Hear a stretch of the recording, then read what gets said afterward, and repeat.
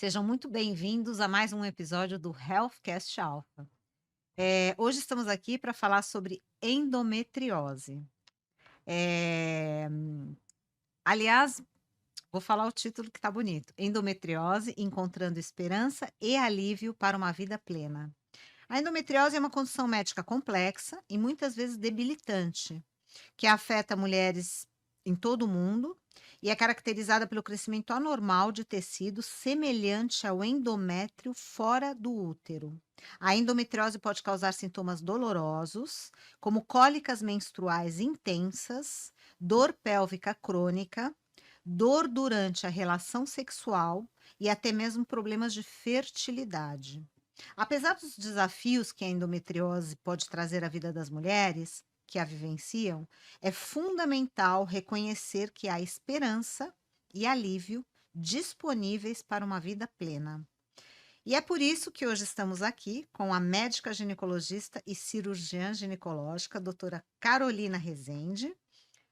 Seja muito bem-vinda mais uma vez, né? Muito obrigada, André. É um prazer estar aqui e poder conversar sobre um assunto tão importante, tão prevalente e às vezes tão desconhecido pelas mulheres e muitas vezes até por médicos também. Olha, eu já conheci pessoas que tiveram endometriose e acho que o negócio não é brincadeira não, né? Não é, É, não é frescura, né? Como muita gente não é acha. frescura, exatamente, é. Então eu já falei que a doutora Carolina é cirurgiã ginecológica, né, ela é especialista em cirurgias ginecológicas minimamente invasivas. Doutora Carolina é pós-graduada e certificada em cirurgia robótica pelo Hospital Israelita Albert Einstein, hospital onde faz parte do corpo clínico e atua como preceptora dos residentes e alunos de pós-graduação. Ela é formada pela Santa Casa de São Paulo, onde também fez especialização em uroginecologia e cirurgia vaginal. Fez também pós-graduação em videolaparoscopia e tem título de especialista em ginecologia e obstetrícia e em endoscopia ginecológica. Bom, vamos começar, né? O que é endometriose e quais são os principais sintomas associados a essa condição? O útero ele é revestido pelo endométrio, que é composto por glândulas e estroma. É esse tecido que cresce todo mês e descama na forma de menstruação. Quando você tem um tecido similar a esse endométrio, com estroma e glândulas fora do útero, né, um tecido ectópico que a gente chama, é denominado endometriose. O local mais comum é na pelve, ligamentos, outros órgãos, mas pode ser encontrado mesmo à distância, por exemplo, no tórax, mais No raramente em pele tórax? também. É, Em pele? pele também. É raríssimo, mas também pode ser encontrado. Olha, cada coisa que a gente aprende com vocês, né. Vamos lá. E a Qua outra pergunta era sobre sintomas. Na verdade, sintomas, é, exatamente. Tá. Ela pode ser assintomática, né, mas nas doenças mais, de maior extensão, mais infiltrativas, o mais comum é apresentar sintoma. Então, os sintomas relacionados à endometriose, o principal é a dor, né. Ela pode ser cíclica, então a dor que precede o ciclo menstrual, às vezes pode preceder em até 2 semanas o ciclo menstrual. Mas também a cólica menstrual, mesmo dores acíclicas que aparecem em qualquer fase do ciclo menstrual, todas elas podem estar relacionadas. Dor na relação sexual, principalmente, quando bate no fundo da vagina, quando o pênis bate no fundo da vagina, pode estar relacionada a lesões de endometriose. Quando você tem acometimento, de outros órgãos, intestino, você pode ter alterações para evacuar, por exemplo, dor, diarreia, constipação. Na bexiga, a mesma coisa, uma urgência urinária, sangramento para urinar. Então, o principal sintoma é a dor e pode estar também relacionada à infertilidade, né? A endometriose ela é uma doença inflamatória, né? E pode levar a aderências e obstruções tubárias que causam infertilidade. É bom que ela sempre dá sinais, ao contrário do episódio anterior, né, Que nós fizemos aqui sobre mioma, que às vezes pode não dar sinais, né? É, mais comumente sim. Existe a doença peritoneal, que a gente chama, que é uma doença mais inicial, que normalmente não tem sintoma, mas mesmo assim pode causar. Com menos frequência, tem sim algumas pacientes com doença mais profunda, mais infiltrativa, sem sintomas, mas o mais comum é apresentar sintomas, sim. Muito bom. E quais são as possíveis causas da endometriose? Não tem, trabalhos conclusivos sobre a causa, né, existem algumas teorias. Então, a principal delas é a teoria da menstruação retrógrada, quando todo mês, quando a mulher menstrua, uma parte do fluxo menstrual, através da tuba uterina, vai para a cavidade abdominal e leva, então, essas células endometriais para a cavidade, e aí, teria uma aderência dessas células na cavidade com o desenvolvimento da endometriose. Eh, Existem alguns trabalhos, já pesquisando em relação à imunologia, porque até 80% das mulheres têm a menstruação retrógrada, mas nem todas vão desenvolver endometriose, né. Essa é a principal teoria.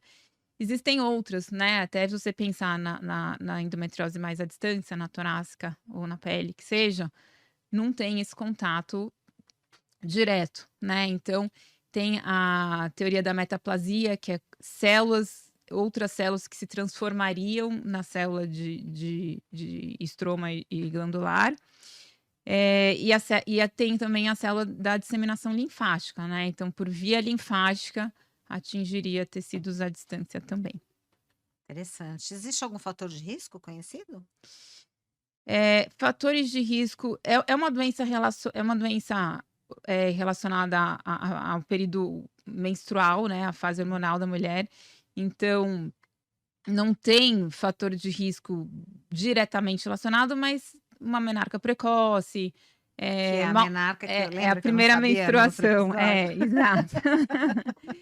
Uma primeira É. menstruação precoce, malformações uterinas também, né, por favorecer esse disseminação de sangue do endométrio. Eh, Também sem muita comprovação, mas hábitos, né, então alimentação também poderia estar relacionada, mas sem ainda trabalhos conclusivos em relação a isso. Entendi. E como é feito o diagnóstico e quais são os exames mais comumente utilizados? A clínica é muito importante, né, então a queixa de dor da paciente, ela deve ser valorizada, né, e investigada, eu acho que isso é fundamental, porque, até hoje ainda eu recebo pacientes que reclamaram de dor por muitos anos e não foi levado em Meu consideração, e Deus. aí atrasou muito o diagnóstico da doença, né. Então, a primeira coisa é a queixa. Eu acho que a partir do momento que ela tem uma queixa de dor importante, que interfere no cotidiano, deixa de trabalhar, deixa de ir na escola, deixa de sair, deixa de ter relação por medo da dor, isso é importante ser considerado sim, não é normal, né. No consultório, durante o exame físico, em alguns casos é possível palpar as lesões de endometriose por via vaginal, mas não em todos os casos. E aí os exames de imagem têm um papel importantíssimo, né. É importante enfatizar que muitas vezes naqueles exames realizados rotineiramente, a doença ela simplesmente não é vista, não é que ela não existe, ela não foi vista. Então, é comum a mulher queixou de dor: "Ah, eu fiz ultrassom transvaginal, não deu nada, falaram que eu estava bem". Não tá, o exame de imagem para visualizar a doença, ele precisa ser realizado por um especialista, Ah, né. tem mais esse detalhe. É. Então Ah, mais importante do que qual exame, é quem fez o exame, né. A gente normalmente é feito com um protocolo para endometriose que inclui o preparo intestinal. ah, Pode ser o ultrassom transvaginal ou a ressonância magnética de pelve, mas o mais importante é que seja por um médico que saiba usar os protocolos adequados para visualizar a doença. é, aí no caso a médica já acho que já direciona para um especialista dentro de um Sim, laboratório, né, um específico. você vai É, direcionar para quem você confia, Porque o diagnóstico definitivo, ele é o anatomopatológico, ou seja, é com cirurgia. Mas, se realizar o exame de imagem quando realizado por um bom médico, ele é muito fidedigno com os achados intraoperatórios. Então você não precisa operar a paciente para fazer o diagnóstico, como se acreditava antigamente, né. Se você tem um exame de um médico que você confia, não tem nenhuma necessidade de operar para fazer o diagnóstico. Você pode tratar a paciente, se for o caso, clinicamente, ou se programar para uma cirurgia. Nossa, que bacana. E é o que eu ia te falar agora, te perguntar agora, quais são as opções de tratamento, né, disponíveis e qual é o critério usado para determinar a melhor abordagem de tratamento para cada paciente? Isso. Então, primeiro, qual é a queixa dessa paciente, né? Qual é a fase de vida dela? Ela quer engravidar no curto prazo? Ela vai querer engravidar mais lá na frente? Isso é importante na definição. Então, a princípio, o tratamento da dor, ele é feito com o bloqueio ovariano através de anticoncepcionais, né, tratamentos hormonais. Existem também tratamentos hormonais direcionados mais para endometriose, mas basicamente é o tratamento hormonal. Pode ser, cíclico, né, os anticoncepcionais que faz pausa para menstruar ou contínuo, preferencialmente contínuo, mas ambos têm, uma melhora importante na dor. Associado a isso, anti-inflamatório também ou outros analgésicos também para o tratamento da dor. Então, o hormonal para aquelas pacientes que não querem engravidar, claro, Hum, né. Para as pacientes que querem engravidar e, ainda não tentaram, né, você não sabe se tem infertilidade ou não, primeira coisa é tentar. Então, você vai tratar a dor com analgésicos anti-inflamatórios para esperar ela engravidar e depois a gestação, reavaliar o quadro e a necessidade de entrar com tratamento hormonal ou não. legal que dá para engravidar, né, e tratar a dor, né, poderia ser incapacitante, né, com relação à fertilidade também. Tem as mulheres que têm a dor incapacitante. Hum, Aí, quando que a gente pensa em cirurgia, né? Quando você não consegue tratar a dor clinicamente, hum. né? Então, junto com o tratamento medicamentoso, tem o estilo de vida, dieta, exercício físico, terapias alternativas, acupuntura, fisioterapia, é, Acupuntura, importante, muito é, legal falar sobre isso, que né. contribuem também para o tratamento da dor, mas tem aqueles casos que nada disso vai resolver e a paciente está sofrendo, e aí a indicação é realmente a cirurgia para a ressecção dos focos de endometriose. Então, o tratamento clínico, ele não trata a doença, ele trata o sintoma, né? É Hum. importante enfatizar isso. Não tem um tratamento que vai tirar a lesão de endometriose. É uma lesão? Pode ser pontual, pode ser um nódulo, Ah, tá, mas pode é ser um uma lesão. nódulo, É. tá, que vocês vão tirar. E aí a cirurgia vai o objetivo da cirurgia é ressecar todas as lesões de endometriose Ah. para diminuir o risco de uma recorrência, Que né, também pode ter uma que recorrência. também pode ter uma E recorrência. não fica infértil a mulher se ela faz a cirurgia? Não é que ela não fique, depende muito do caso, né, Hum. então ela pode já ser infértil antes da Hum. cirurgia. Por quê? Porque ela tem um comprometimento tubário ou porque ela já tem uma reserva ovariana diminuída, por exemplo, nos casos de endometrioma isso pode ocorrer. Então, na verdade, é uma avaliação pré-cirúrgica, né? Nem todas as pacientes inférteis vão para a cirurgia, isso é individualizado. A infertilidade, ela pode ser causada por uma obstrução tubária, por uma aderência da tuba uterina. A obstrução dificilmente ela vai ser corrigida na cirurgia, algumas aderências sim, mas, até 50% dos casos de infertilidade podem melhorar com o tratamento cirúrgico. Mas, Ah, legal. isso também depende muito da idade da paciente, Hum. quanto tempo ela vai ter para poder tentar uma gestação espontânea, né. Uma paciente com uma reserva diminuída, já com uma idade mais avançada, o melhor para ela vai ser já direto uma reprodução assistida, né, ela não vai ter todo aquele tempo de operar e ainda esperar e ficar tentando engravidar espontaneamente. Então, tem que ser essa decisão ela é individualizada para cada paciente mesmo. Perfeito. Eh, hum, a endometriose pode afetar a fertilidade, você mais ou menos já respondeu, né? Mas acho É, que ainda tem. além da tuba É, uterina, é. tem os ovários, né? Então, quando você tem presença de cisto de endometriose no ovário, a gente chama de endometrioma. Hum, E esse endometrioma, ele pode comprometer, sim, a função ovariana, então diminuir a reserva. E é uma balança, porque a cirurgia, de uma certa forma, como você vai também causar um trauma nesse tecido ovariano, também pode, né? Então, dependendo do caso, é importante avaliar antes da cirurgia a reserva, avaliar a possibilidade de congelar ou não antes da cirurgia. Ah, é, Isso congelamento dos é, óvulos, é isso às legal vezes. isso. É. Então, e em endometriomas maiores, a gente acaba realmente indicando a cirurgia, né, a partir de 5 centímetros. E além dessa questão que você falou, né, do congelamento do óvulo, que acho que vai de encontro com a próxima pergunta. Existe algum tratamento específico para mulheres que desejam engravidar? As mulheres que desejam engravidar, precisam investigar, primeiro se tem essa permeabilidade tubária, né. E tem paciente que tem endometriose e é comum ter essa preocupação se vai conseguir engravidar ou não. A resposta é só vai saber se tentar. Primeira coisa é isso, né. Por Perfeito. mais que às vezes tem doença muito infiltrativa, já tive casos que você nossa, né, você olha aquilo, vai ser muito difícil e engravida. Olha que legal. Então, se não tentar, não vai saber, esse é o primeiro ponto.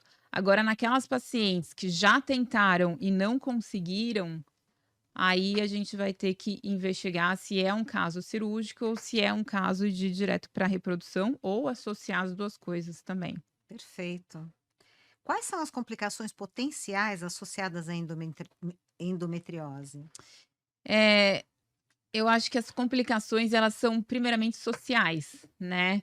Então uma paciente com muita dor no período menstrual, que não é levada a sério, nem na profissão, muitas vezes nem pela família.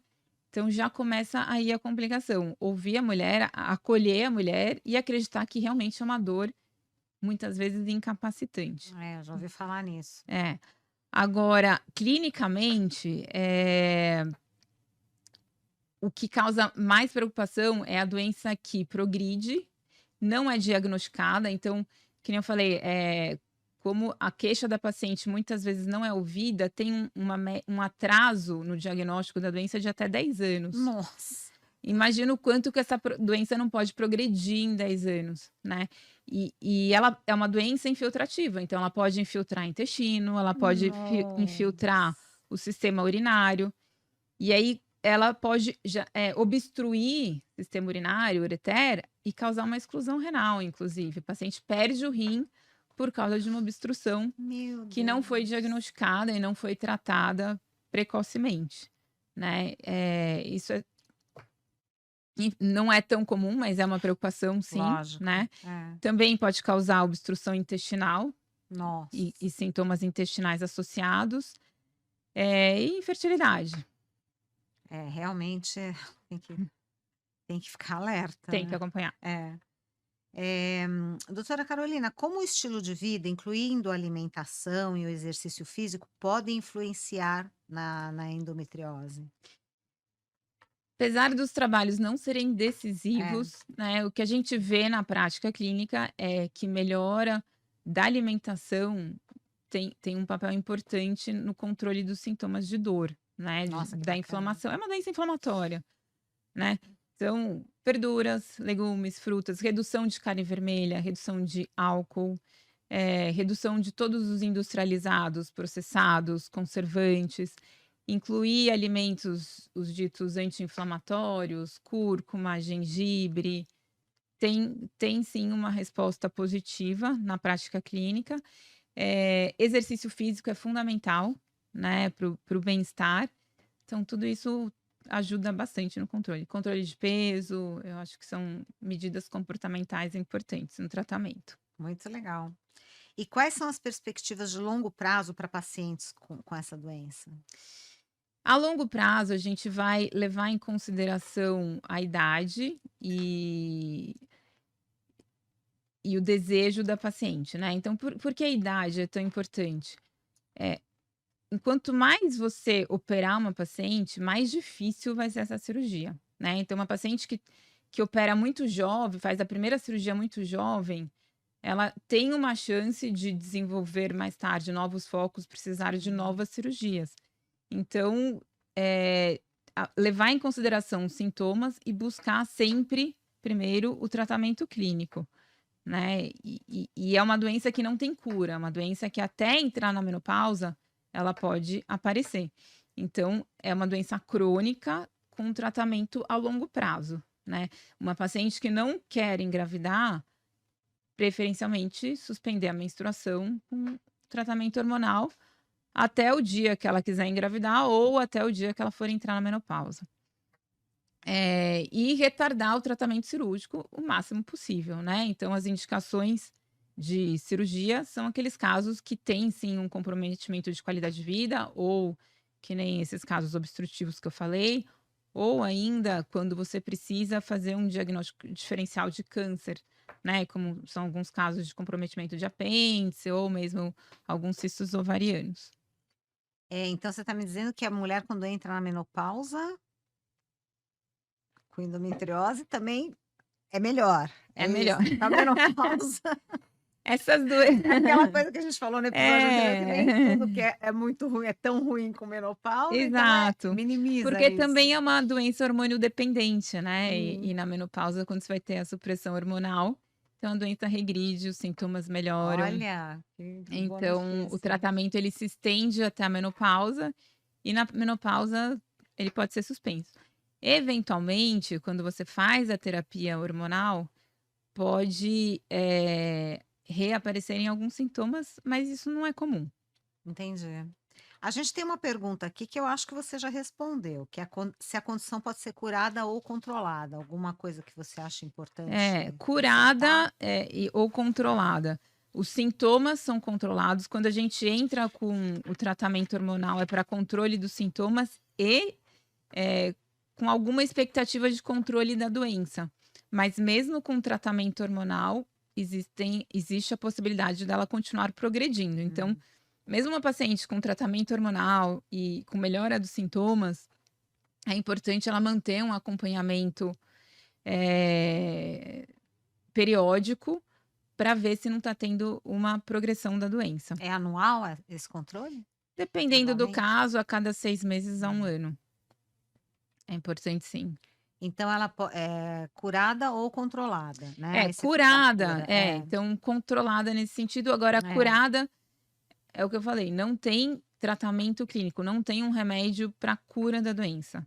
A cirurgia sim, ela é curativa, porque Uhum. vai ressecar todos os focos, mas até entrar na menopausa também precisa manter o acompanhamento e a recomendação é mesmo após a cirurgia, uma paciente que não quer engravidar, manter o tratamento hormonal para diminuir o risco de recidiva da doença. Perfeito, porque aí depois que faz a cirurgia, mantendo o tratamento hormonal, diminui muito o risco de recidiva. Exato. Ai, tem cura, né? Cirurgia, Cirurgia. né? Graças a Deus, mais uma doença que tem cura, É. né? Quais são os desafios mais comuns enfrentados pelas mulheres com endometriose? Então, o desafio social, Hum, né, é justamente esse da dor. Eu acho que ter uma compreensão do marido, eu já tive casos de paciente no consultório que o marido não conseguia entender que a paciente tinha dor na relação, ah, achava que era frescura, entendi. né. Hum, E também no trabalho, né, mas como trabalhar morrendo de dores, é meu difícil Deus. explicar. A própria família, então acho que o desafio social é muito grande, né. Eu acho que o próprio desafio da cura, né, se você tivesse um medicamento que tratasse a doença definitivamente, seria Muito legal. maravilhoso. É, Então esse eu acho que é um desafio que tem ainda pela frente. com certeza. Quais são os avanços recentes no tratamento da endometriose? Os avanços, tem novas medicações algumas nem chegaram no Brasil, mas que já foram, já estão no mercado internacional para tratamento, e outras ainda sendo pesquisadas, né, inclusive no campo da imunologia, Mas para tratamento? para tratamento da Olha. endometriose. Hum. Da parte cirúrgica, teve o desenvolvimento da técnica, melhor conhecimento da anatomia. Eu acho que com a laparoscopia e também com a robótica, que tem essa visão 3D, a, a, o conhecimento da anatomia pélvica que na endometriose é fundamental, ele cresceu muito, Que legal. né? E essas técnicas minimamente invasivas permitem uma melhor visualização do campo, porque imagina que é uma doença, né, retroperitoneal, então é uma doença que está mais lá para trás, né, atrás do peritônio, na parte onde tem intestino, ureter. Então, você ter a possibilidade de chegar com uma câmera até lá, que amplia essa imagem, ajuda muito mais do que na cirurgia tradicional, que você tem uma visão daqui de cima, que é muito mais limitada. Muito incrível, né, a robótica. Adoro tecnologia.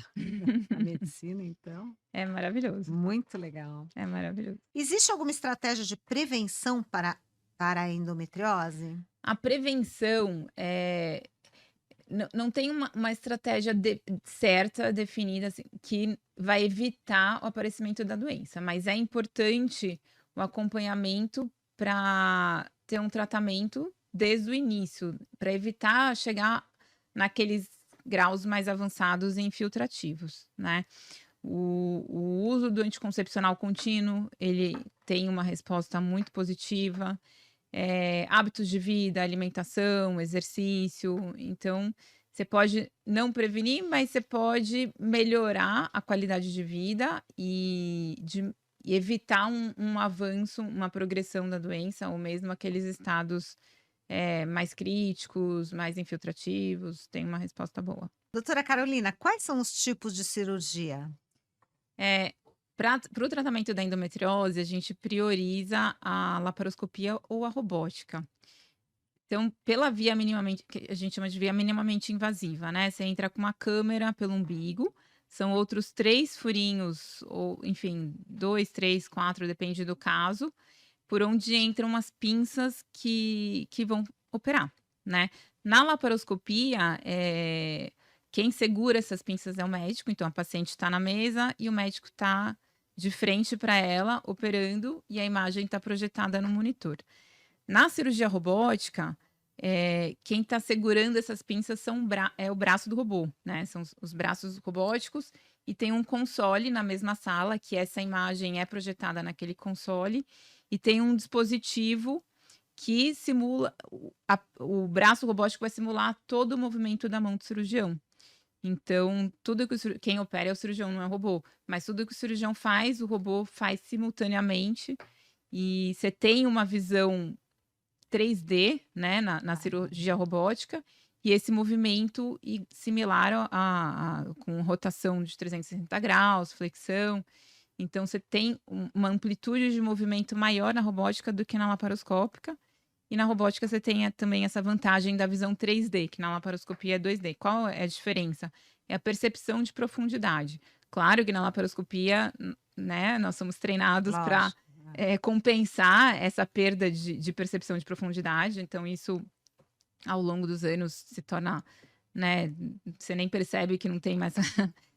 Mas, sem dúvida, que na robótica isso é um mundo à parte, assim, essa visão 3D facilita muito. E é o que você falou no episódio anterior, que você explicou sobre a robótica, né, que o robô ele tem Ele tem um movimentos movimento, que o ser humano não tem não, e o movimento igual da mão, né, de 360 graus, porque na laparoscopia é como se fosse uma caneta ali, é um movimento tá. reto. Se eu fizer assim com a minha mão, a sua caneta só vai fazer assim, mas ela não tem essa flexibilidade, e a pinça do robô não, ela faz todo esse movimento. Existe cirurgia aberta para A cirurgia aberta, ela não é recomendada, né, então a visão, ela com a minimamente invasiva, ela é muito melhor, o acesso ao retroperitônio, que é esses órgãos mais posteriores, ele é muito mais fácil através da cirurgia minimamente invasiva.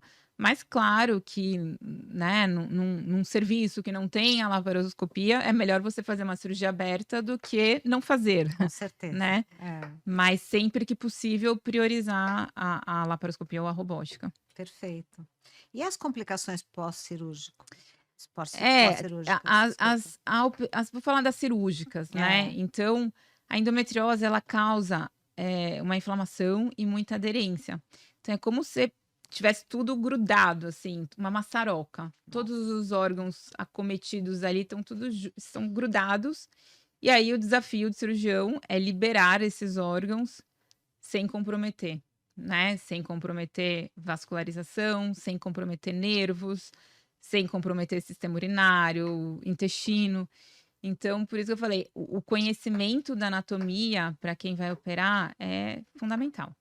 Senão, mas é uma doença que é uma cirurgia que tem risco, dependendo do grau de comprometimento. Então, existem focos superficiais, peritoneais, né, que não são esses casos infiltrativos que nem eu citei agora, que costumam ser cirurgias de menor grau de complexidade, e existem esses casos de maior grau. Então, isso vai interferir muito no risco e na comorbidade. Então, nesses casos mais infiltrativos, você pode ter, no pós-operatório, uma fístula, por exemplo, né? Então, na cicatrização, uma comunicação entre intestino e vagina que precisa de uma reabordagem.